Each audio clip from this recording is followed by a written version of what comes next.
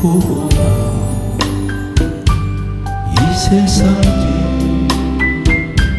소망없는 나그네에게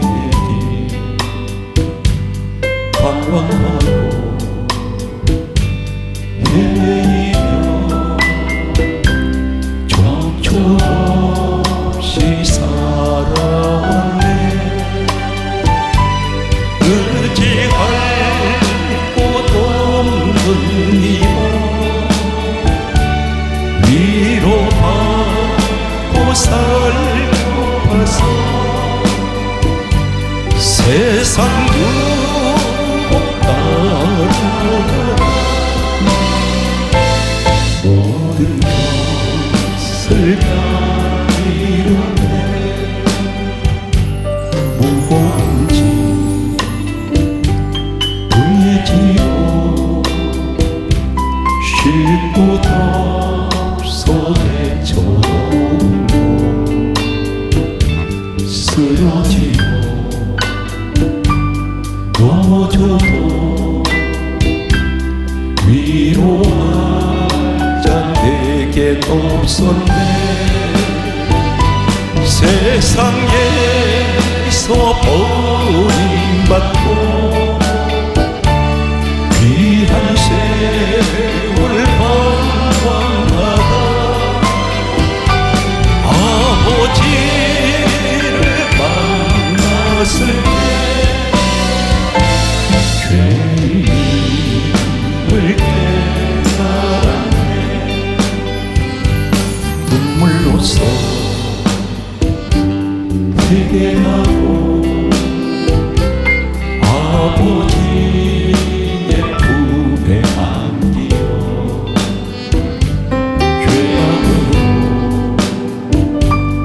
더럽힌 몸 십자가에 못 박았네. 구원함을 얻은 기쁨 세상에서 제일이라 영광의 길 걸어가시 내 주에서 찬양해.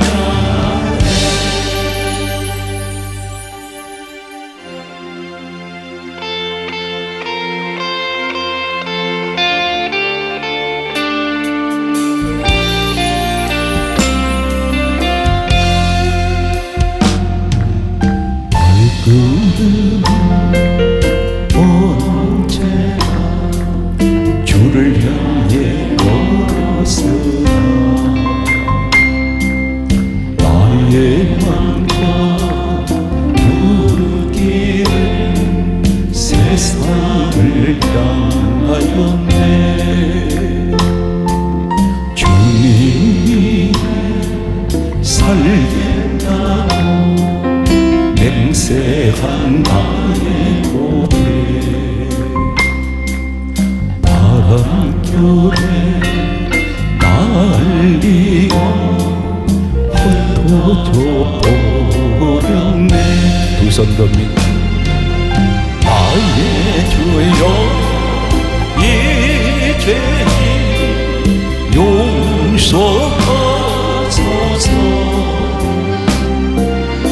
이제는 그 사랑 전날이다. 이 세상 끝날까지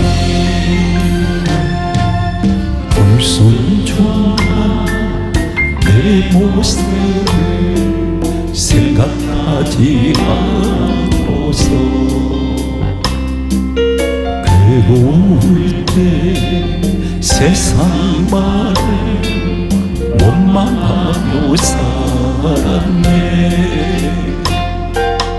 우리 주님 아픈 가슴 안중에도 없었으니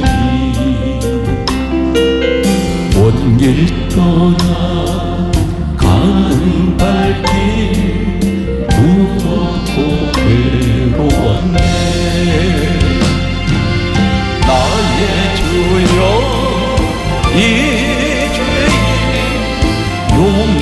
용서하소서. 이제는 그 사랑 전가리 이 세상 끝날까지 눈을 감고 조용히 생각을 해보니 지금까지 살아온 길 주님이 인도했네. 외면하지 않으신 우리 주님 때문에 눈물로 살아온 길 웃음으로 변했네. 나의 주여 이제는 용서하소서. 이제는 내 사랑 전하리라 이 세상 끝날까지.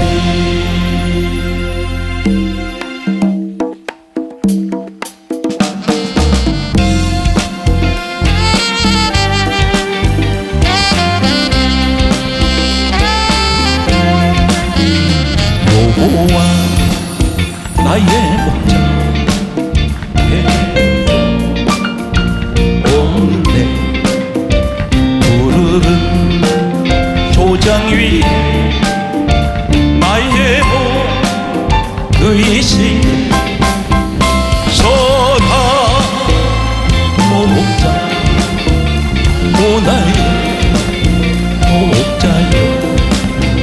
생수가 넘치는 날 인도하시네.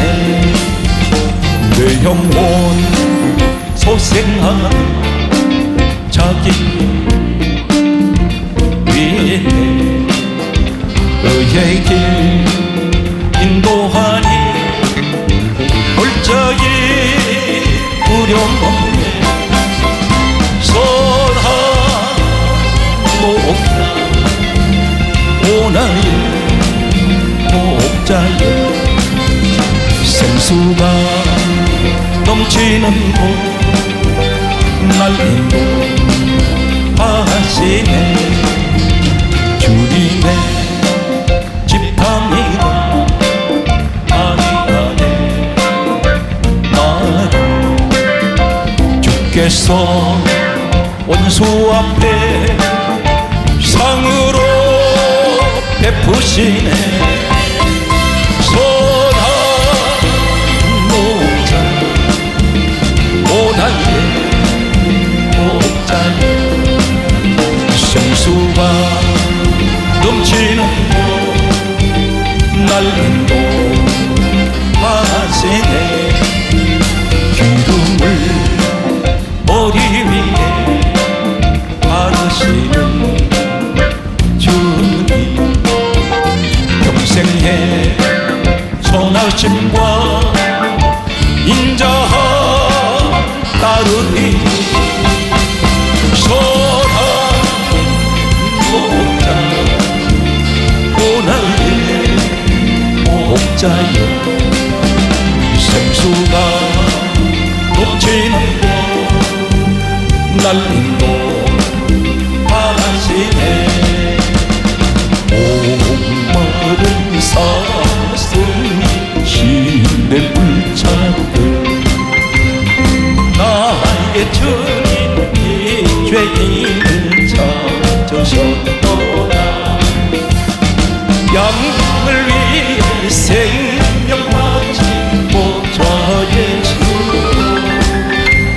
그 사랑을 잠시라도 잊지 말지라네. 봄산줄 용해 내기는 오랜 양자다. 나의 주님 상같이 즐기셨도다. 양을 위해 생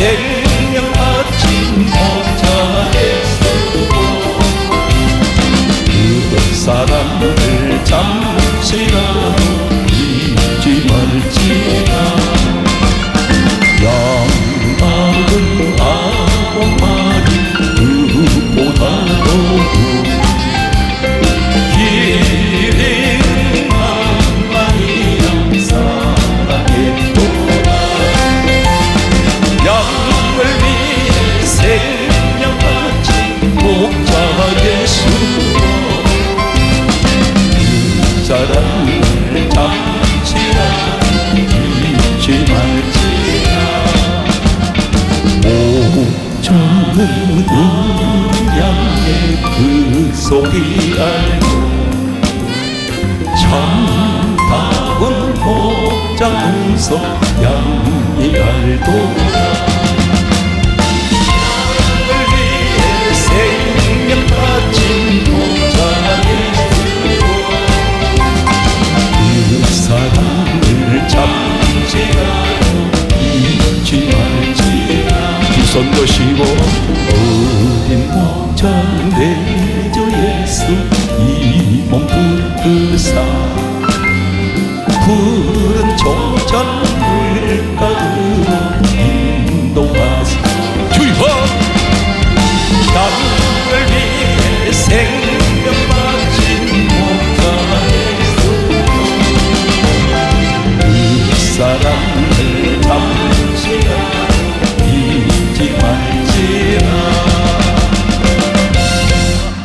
할렐루야.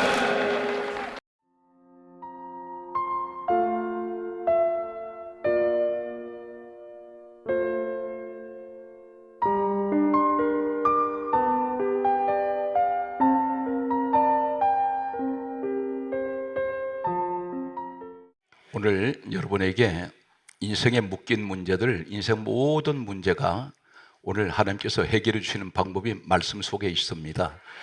오늘 교회를 다니시는데 기독교는 생명이 하나님 말씀입니다. 그래서 성경은 말씀하기를 길을 여세요. 지금까지 신앙생활을 아무리 오래 했어도 모태 신앙으로 자랑했어도 하나님 말씀대로 살지 않으면 베드로전서 2장 8절의 말씀을 순종하지 않으면 다 넘어집니다. 그래서 하나님이 이렇게 정해 놓으셨습니다. 이것이 하나님 만드신 법입니다. 오늘 성경 말씀은 하나님 법이라고 그렇게 단정할 수가 있습니다. 그러므로 성경 말씀은 이렇게 말씀합니다. 잠언 30장 6절에 너는 말씀 외에 다른 것을 더하지 말라. 다른 것을 더하면 내가 너를 책망하겠고 너는 거짓말하는 자가 될까 두려우니라 하셨습니다. 하나님 말씀 외에는 다른 것 더하지 말고 말씀대로 믿고 순종하면 로마서 10장 17절에 믿음은 어디서 옵니까? 믿음은 들음에서 오고 들음은 그리스도의 말씀으로 말미암습니다. 그러므로 요한복음 1장 1절에 말씀은 하나님이라 하셨습니다. 하나님께서는 이 시간에 말씀으로 우리에게 찾아오셨습니다.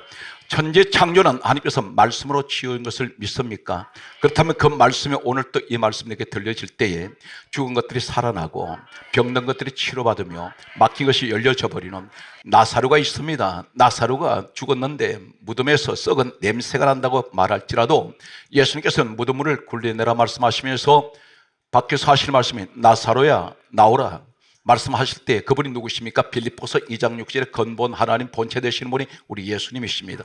우리 예수님께서 이 땅에 오셨을 때에 사람의 몸으로 오셨는데 주님 말씀 한마디에 썩은 시체가 살아나 버립니다.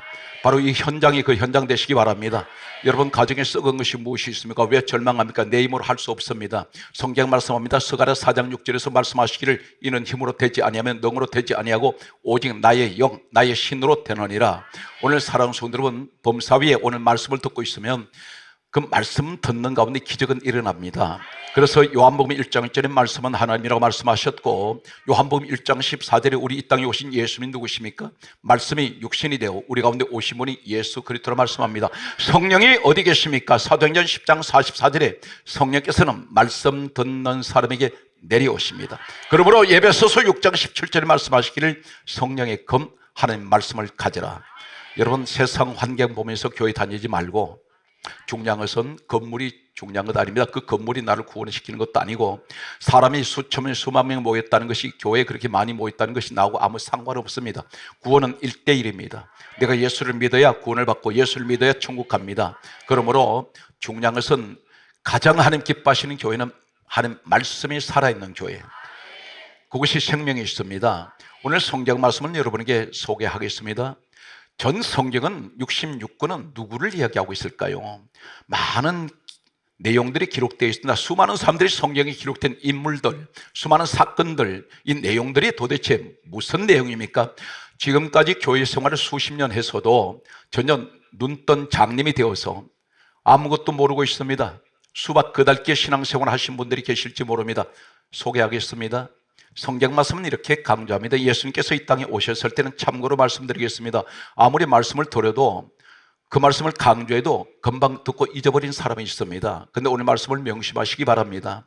예수님께서 이 땅에 오셨을 때는 구약 성경 39권 우리가 가지고 있는 그 성경밖에 없었습니다. 그런데 예수님 오시고 난 이후에 신약 성경은 예수님 제자들 마태, 마가, 누가, 요한 제자들로부터 성경이 기록되기 시작했고 사도행전이 기록됩니다. 그런데 예수님께서 이 땅에 오셔서 하신 말씀은 요한복음 5장 39절에 이 성경은 내게 대하여 정언하는 것이다. 구약 성경을 예수님 말씀하고 계십니다. 예수님 이 땅에 계실 때까지는 구약 성경밖에 없었습니다. 그러면서 하시는 말씀이 창세기, 출애굽기, 레위기, 민수기, 신명기 5권의 책을 기록한 사람은 모세입니다. 예수님께서 오셔서 이 사실을 말씀하시면서 요한복음 5장 46절에 이렇게 말씀합니다. 모세는 내게 대하여 기록하였습니다. 창세기부터 신명기 5권의 책은 예수님에 관한 말씀이라고 기록하고 있습니다. 그가 모세가 그렇게 기록했다고 했습니다. 성경 말씀을 계속해서 보면 이렇게 기록합니다. 히브리서 1장 1절에서 2절에 말씀하시기를 옛적에 여러 부분과 여러 모양으로 말씀하신 그 하나님. 옛적에는 언제 말이냐면 구약 성경의 여러 부분, 여러 모양, 수많은 사람들, 여러 사건들을 말씀하신 그 하나님께서는 마지막 날에 예수 그리스도 그의 아들에 관하여 말씀하셨다 했습니다. 오늘 대체적으로 이렇게 제가 시간 관계상 여러분에게 성경을 어떻게 보아야 되느냐, 성경은 말씀 내용 속에 전부 예수님이 계십니다.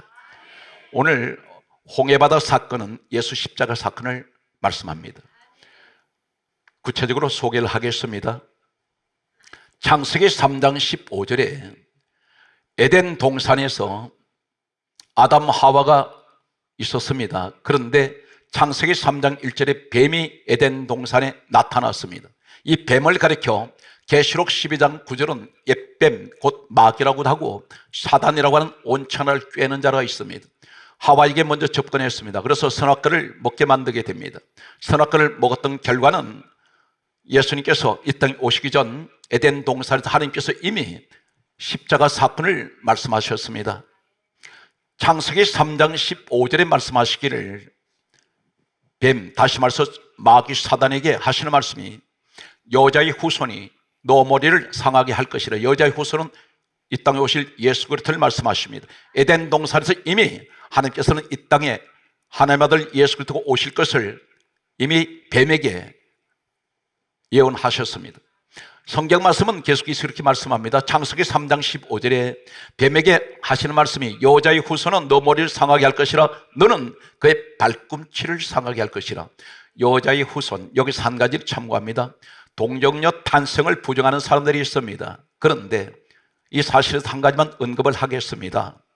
어떻게 처녀 몸으로 성령으로 아들을 낳을 수가 있느냐? 우리 하나님은 천지 우주 만물을 다 지으신 분입니다. 예수님께서 오셔서 뭐라고 그러셨습니까? 내가 이 돌덩어리 돌멩이 하나 가지고도 아브라함 자손 만들 수 있다. 그런데 여기서 계속해서 논리적으로 설명을 하라고 하는 사람이 있습니다. 이 사실에서 한 가지 언급합니다. 이 구약 성경은 유대 문학 사상을 가지고 있습니다. 그런데 유대인들은 참고로 말씀드립니다. 여자는 호적에도 올리지 않았고 여자는 인구조사에도 숫자를 세지 않습니다. 참고로 말씀드리면 출애굽기 12장 37절 이하에 애굽에서 출애굽했던 이스라엘 백성들에게 대해서 장정만 60만 명 이렇게 기록합니다. 부녀자는 기록을 하지 않습니다. 이 사실로 미뤄보아 창세기 3장 15절에 당연히 정상적인 사람이 태어난다면 남자의 후손이 되어야 됩니다. 근데 여기 여자의 후손이라는 말이 무슨 말이냐면 남자와는 상관없이 장차 이 땅에 오실 여자의 후손은 우리 예수님은 성령 하나님으로 잉태되셔서 동정녀 처녀의 몸을 통하여 오신다는 것입니다. 그래서 여자의 후손이라고 말씀합니다. 여기서 십자가 사건이 나옵니다. 이 사단 마귀가 예수님을 십자가에 매달리도록 만들었습니다. 그 사건이 요한복음 13장 2절에 가룟 유다에게 성경이 이렇게 강조합니다. 마귀가 가룟 유다에게 예수를 팔려는 생각을 넣었더니 마귀가 시켰습니다. 예수님 십자가에 못 박히게 한 주동자는 바로 사단 마귀였고 하수인이 가룟 유다였습니다. 이 사건 이후에 성경 말씀은 이 사건은 모세가 기록했습니다. 어디로 흘러가는지를 소개하기 위해서 오늘 말씀을 소개합니다. 말씀 듣고 계시다가 저 말씀은 나하고 상관없어. 아닙니다. 직접적으로 상관이 있습니다. 이 말씀 속에 문제 응답이 다 있습니다. 출애굽기 12장 13절 말씀을 보게 되면 430년 노예 생활하고 있던 모세 시대에 하나님께서 유월절 양을 죽여서 그 피를 문설주 문에막에 발라라. 그리고 하신 말씀이 출애굽기 12장 13절은 내가 피를 볼 때에 너희를 넘어가리니 재앙이 너희에게 내려 심판을 말씀합니다. 재앙이 너희에게 내려 멸하지 아니하리라. 이 피가 유월절 양 피가 어디를 말씀하고 있습니까? 고린도전서 5장 7절에 유월절 양은 우리 주 예수 그리스도라고 말씀하고 있습니다. 다시 말해서 십자가 사건입니다. 예수님의 피는 그 피 때문에 심판이 지나갑니다. 재앙이 넘어가 버립니다. 요한일서 1장 7절에 예수의 피가 우리를 모든 죄에서 깨끗하게 하셨습니다. 그런데 유월절 양 사건은 여기 사건이 두 가지가 소개됩니다. 유월절 양이 죽었을 때 그 피로 말미암아 문설주 문인방이 피가 발라진 그 집안에 있는 사람은 구원이 있습니다. 그런데 모세 시대의 성경 말씀 보게 되면 출애굽기에 10가지 재앙을 내린 사건이 있습니다. 나일 강물이 피로 변하고 메뚜기 재앙, 그리고 파리 재앙, 흑암의 재앙, 이런 것들이 전부 어떤 것이었냐면 애굽은 하나님을 섬기는 지역이 아닙니다. 민족은 우상들을 섬깁니다. 이 10가지 재앙이 바로 뭐냐면 그들이 섬기는 대표적인 신들이었습니다. 하나님께서는 두 가지를 하시는데 성경이 이렇게 강조합니다. 하나님 백성들은 유월절 양의 피로 구원하시고 우상 섬기는 세상 잡신은 심판해버립니다. 예수님이 이 땅에 오신 목적은 두 가지입니다. 요한일서 3장 8절에 말씀하시기를 하나님의 아들이 나타나시면 마귀를 멸하시기 위하여 심판하시기 위해서 오셨습니다. 또 한 가지는 마태복음 1장 21절에 이름을 예수라라. 이는 자기 백성, 여러분이 자기 백성, 하나님 백성들입니다. 자기 백성을 죄에서 구원하시기 위해서 오셨습니다. 그래서 예수님 오신 목적은 마귀는 심판하시고 죄인된 하나님 백성은 구원하십니다. 이 사건이 똑같은 일이 일어납니다. 이제 유월절 양 사건으로 인해서 이 사람들이 출급이 되었습니다. 그런데 이상한 장면을 보게 됩니다. 이들이 출발한 애굽에서 가나안 땅으로 가려면 홍해 바다를 거치지 않고 육지로 직선으로 갈 수 있습니다. 그런데 하나님께서 불기둥 구름 기둥으로 앞에서 인도하시면서 홍해 바다로 데려가셨습니다. 왜 그렇게 하실까요? 십자가 사건입니다. 유월절 양 사건을 통해서 하나님 보여주셨습니다. 장차 유월절 양 되시는 예수 그리스도가 이 땅에 오시면 사단 마귀는 심판하시고 하나님 백성은 구원하시는데 홍해 바다 앞에 데려가신 이유가 무엇인지 아십니까? 여기서 똑같은 구원과 심판을 보여주십니다. 전 성경은 쥐어짜면 예수밖에 없습니다. 십자가밖에 없습니다. 성경을 쥐어짜세요. 예수 피밖에 없습니다. 우리가 이 땅에서 구원받는 것은 예수 그리스도 십자가 피가 아니면 죄사 못 받습니다. 그래서 히브리서 9장 12절에 말씀하시기를 예수 피는 우리를 영원히 속죄했습니다. 사랑하는 성도 여러분, 미리 강조합니다. 아무리 환경이 힘들고 어려워도 예수 떠나면 죽습니다. 지옥입니다. 어떤 일이 있어도 예수님 놓치지 마십시오. 세상 것을 다 잃어버린다 할지라도 예수님 놓치면 우린 끝장나버립니다. 우리가 공로가 있어가지고 구원받은 거 아니에요. 모든 것이 주님의 은혜였습니다. 내가 노력해서 구원받습니까? 내가 착한 일에서 구원받습니까? 선한 일을 해서 구원받습니까? 당연히 착한 일, 선한 일 해야 됩니다. 그러나 그 자체는 구원이 없습니다. 예수를 믿어야 구원이 있습니다. 사도행전 4장 12절에 말씀합니다. 다른 이로서는 구원을 얻을 수 없나니 천하 사람 중에 예수 외에는 구원받을 만한 이름을 주신 일이 없습니다. 할렐루야. 날마다 이 사실에 대해서 감사하시기 바랍니다. 몸은 병들고 아파도, 나는 가진 돈 없어도, 내일 일을 기약할 수 없지만 그러나 내게는 주님이 계시기에 이 땅을 떠나면 나는 천국을 갑니다. 그것은 이 믿음의 확신을 가지시는 여러분 되시기 바랍니다. 홍해 바다를 소개합니다. 홍해 바다 앞에 섰을 때에 모세가 하나님께 부르짖습니다. 이 사실은 출애굽기 14장 15절에 모세가 여호와께 부르짖었더니, 중요한 것은 모세가 부르짖었으니까 홍해를 길을 열어주신 것은 아니에요. 이스라엘 민족이 이동을 하는데 이 민족적인 문제입니다. 그리고 내 개인의 문제입니다. 지금 뒤에서는 애굽의 바로 군대가 이 사람들 죽이려고 따라오고 있습니다. 그때에 제가 오늘 여러분에게 놀라운 사실 한 가지를 소개하겠습니다. 한글 번역되는 성경에는 더 이상 아무리 읽고 또 읽어도 의미가 없어요. 그런데 원문을 소개하겠습니다. 놀라운 사실 속에 있습니다. 우리는 흔히들 예수를 안 믿는 사람도 홍해 바다를 길이 열렸다는 이 내용들은 알고 있는 분들이 있습니다. 그런데 단순한 홍해 바다 길이 열린 것이 아니라는 사실입니다.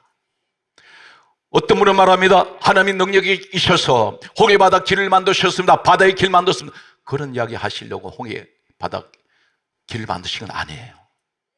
성경 그 내용 때문에 기록한 것 아닙니다. 놀라운 충격적인 내용이 소개되고 있습니다. 출애굽기 14장 21절 본문을 소개합니다.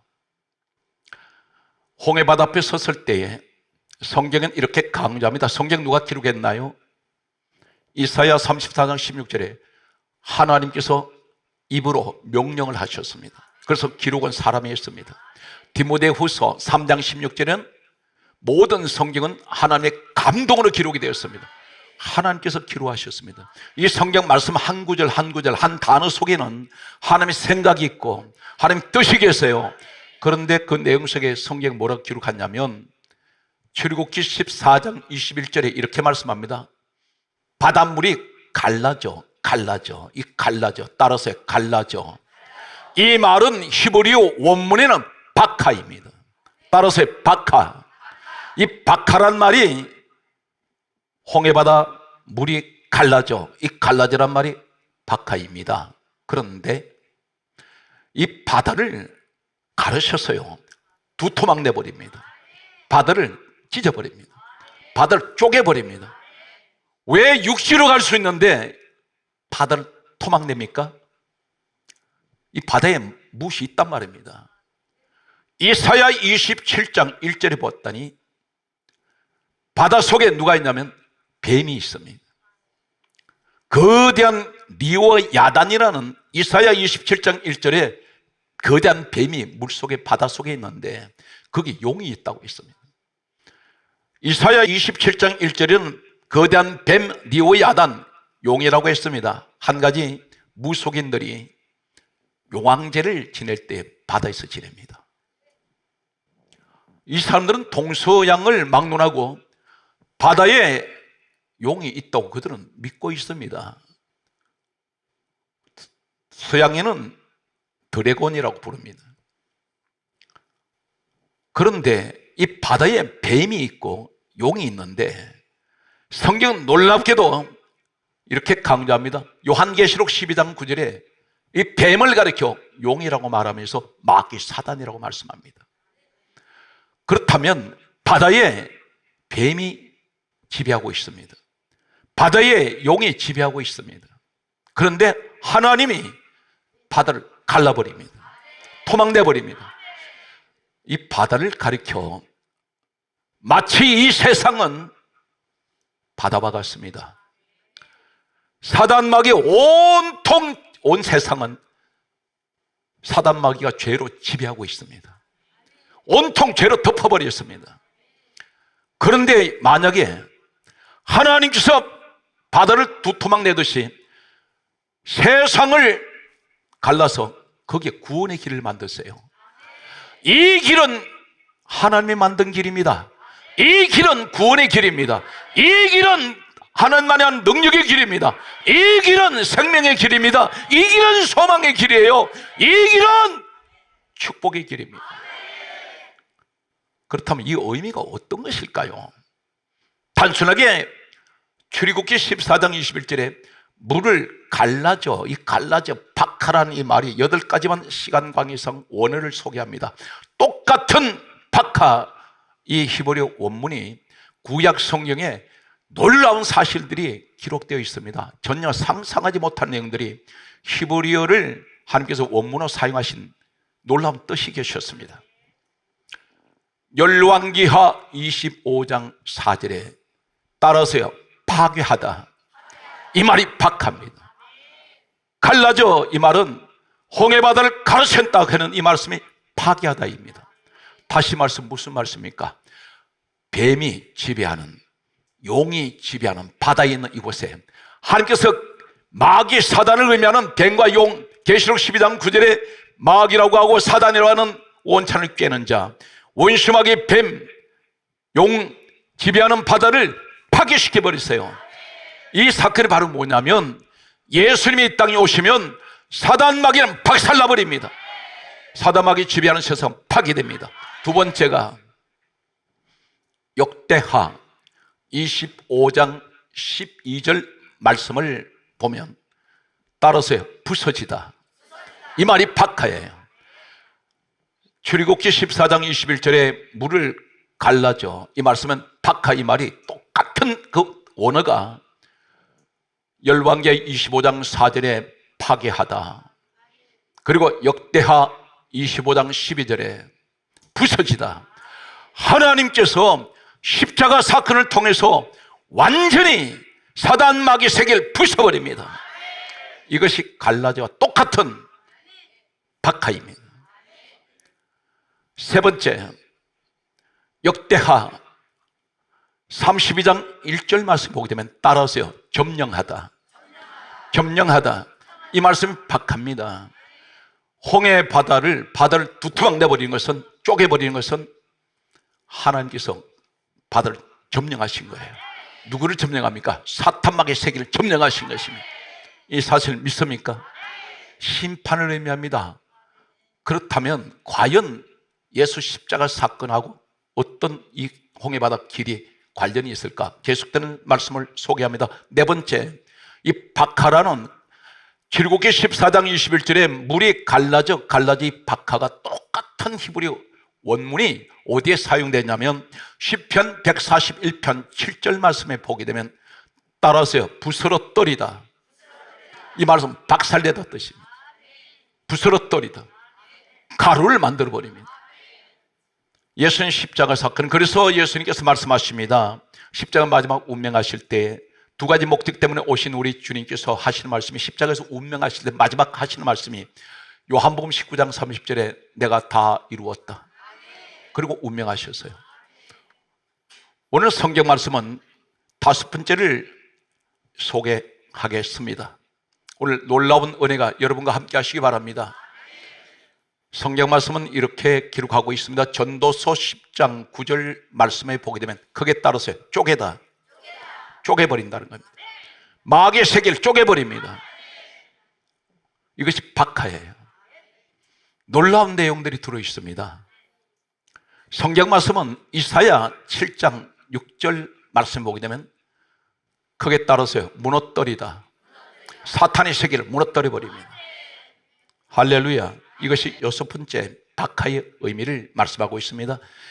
사단 마귀의 세계를 철저하게 무너뜨립니다. 7번째는 어떤 말씀을 하고 있습니까? 에레미야 39장 2절 말씀에 보게 되면 따라서 함락하다, 이 말씀입니까? 하나님께서 완전히 접수했단 말입니다. 마귀의 세계를 접수해버렸습니다. 이기셨단 말입니다. 철저하게. 성경 말씀은 에스겔 이렇게 강조합니다. 29장 7절에 하신 말씀이 따라서요, 찢어버리다, 찢다. 이 말씀이 무슨 말입니까? 바다를 찢어버리신 거예요. 파괴시켜버립니다. 그래서 성경 말씀은 바다 이야기가 많이 기록되어 있습니다. 그 가운데 대표적으로 제가 말씀을 드리겠습니다. 성경 말씀을 보게 되면 이렇게 기록한 말씀이 있습니다. 이사야 10장 26절 말씀을 보게 되면 크게 따르세요. 하나님께서 막대기를 드시사 바다를 향하여 막대기를 드셨습니다. 무슨 말이에요? 내리치시려고. 이 바다에 무엇이 있다는 말입니다. 성경 말씀은 이렇게 강조합니다. 마태복음 8장 26절에 뭐라 그랬어요? 바다를 향하여 예수님께서 꾸짖으셨어요. 야단을 치십니다. 왜 바다를 향해서 그렇게 말씀할까요? 영적으로 보게 되면 이 바다에 뱀이 있기 때문입니다. 강조했습니다. 이사야 27장 1절에 리오야단이라는 거대한 뱀이, 용이라고 말하는 이 뱀이 바다에 있는데 하나님께서 이렇게 말씀하세요. 죽이시리라. 죽인다고 했습니다. 오늘 그렇다면 이 일련의 사건을 통해서 성경은 우리에게 무엇을 가르쳐주고 있습니까? 예수님께서 이렇게 말씀합니다. 요한복음 14장 6절에 이렇게 말씀합니다. 내가 곧 길이요, 그 길이 예수님이라는 것입니다. 내가 곧 길이요 진리요 생명이니 나로 말미암지 않고는 아버지께로 올 자가 없다. 다시 말해서 이 길은 하나님 만드신 길이에요. 그런데 여기서 어떤 일이 일어난지 아십니까? 같은 홍해바다 속에 하나님의 택한 백성도 건너가고 있고 바로 군대가 물속으로 같이 들어왔습니다. 그런데 여기서 구원과 심판이 나눠져 버려요. 같은 길 속에 어떤 일이 있습니까? 하나님 백성은 바닷물이 벽을 만들면서 완전히 빠져나가도록 지켜주세요. 그런데 바로 군대, 하나님의 백성들을 괴롭히는 이 바로 군대 원수마귀 무리입니다. 원수마귀 무리가 따로 돌 때 그는 수장돼 버려요. 여기서 구원과 심판이 이루어집니다. 하나님 백성은 구원하시고 원수마귀 같은 바로 군대는 심판해 버립니다. 몰살당해 버립니다.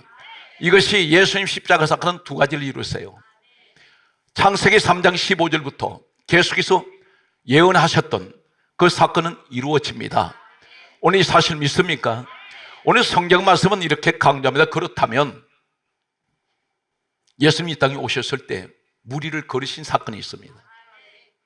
기억나세요? 성경 말씀은 이렇게 강조합니다.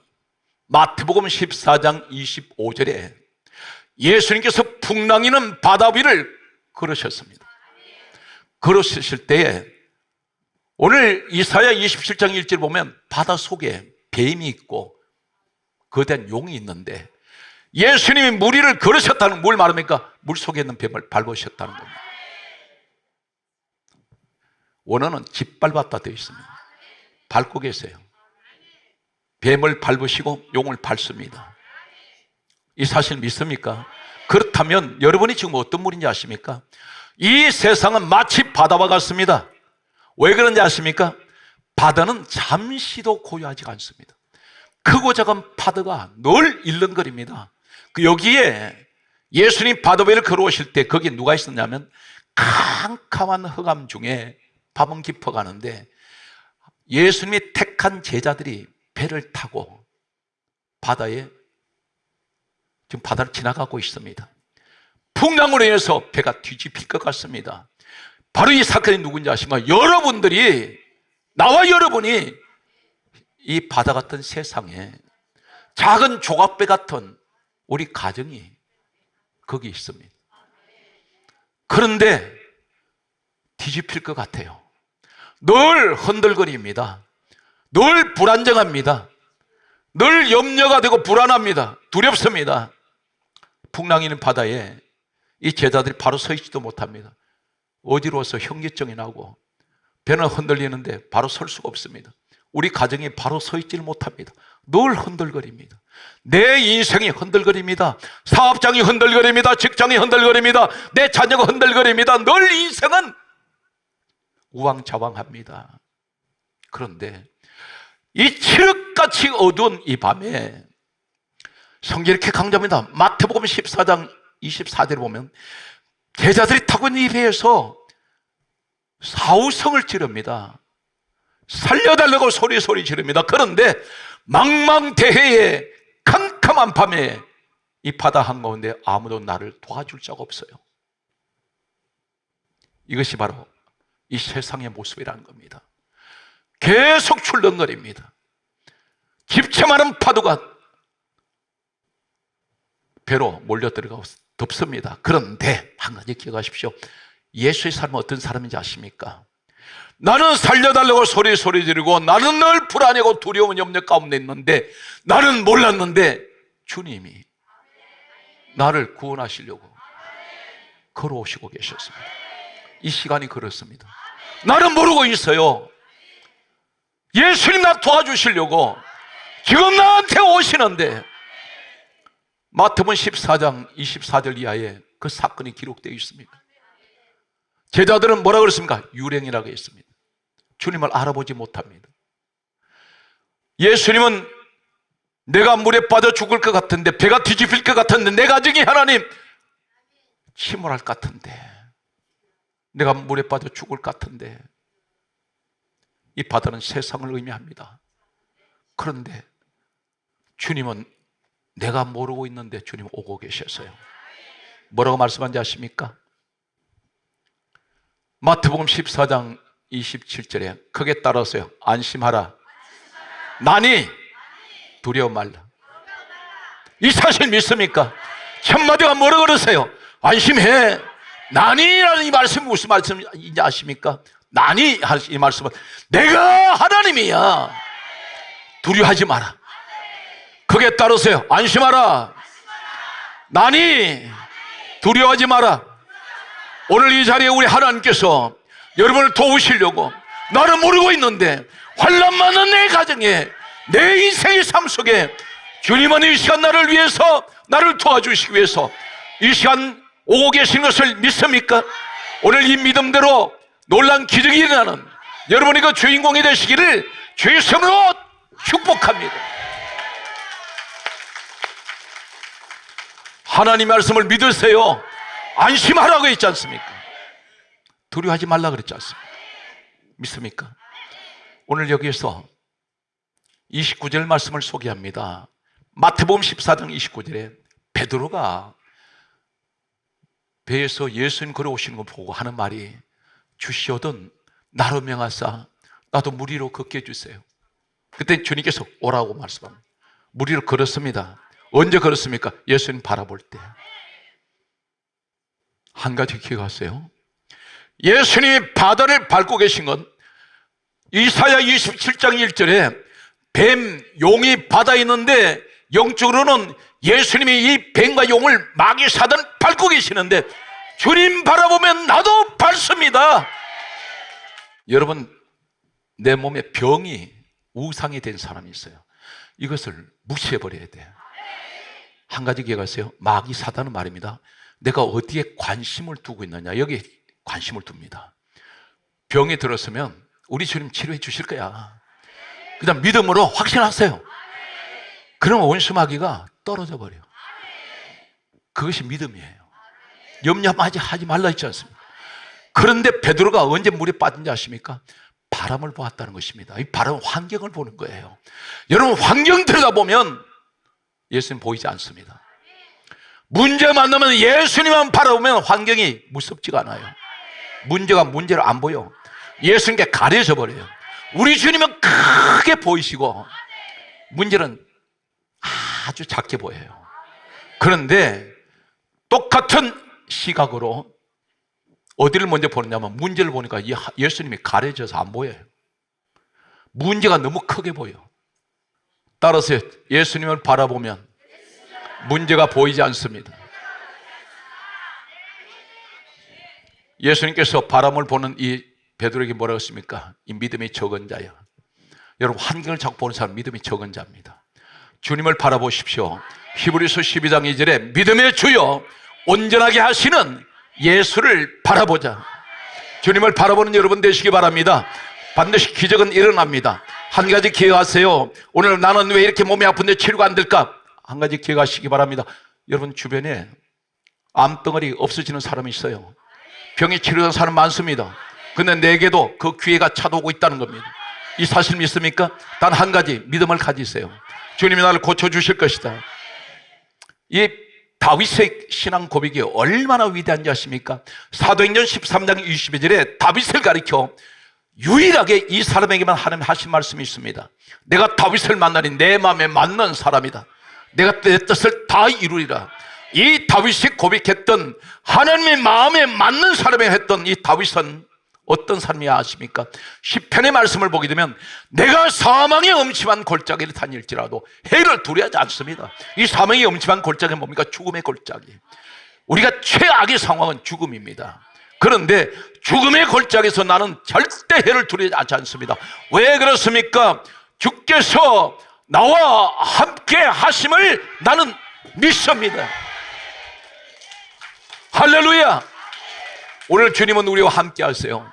모든 것을 다 이기셨습니다. 날마다 고백하시는 여러분 그 고백 속에 주님은 오늘 또 나를 도와주시고 주님은 오늘 또 나와 함께 하셔서 풍랑이는 바다를 잠잠케 하시는데 마지막 결론이 되겠습니다. 마태복음 14장 32절에 예수님께서 함께 배에 오르심에 바람이 그치더라. 환란이 그쳐버리고 고난이 거쳐지는 오늘 이 시간 여러분 되시기를 주의 이름으로 축복합니다.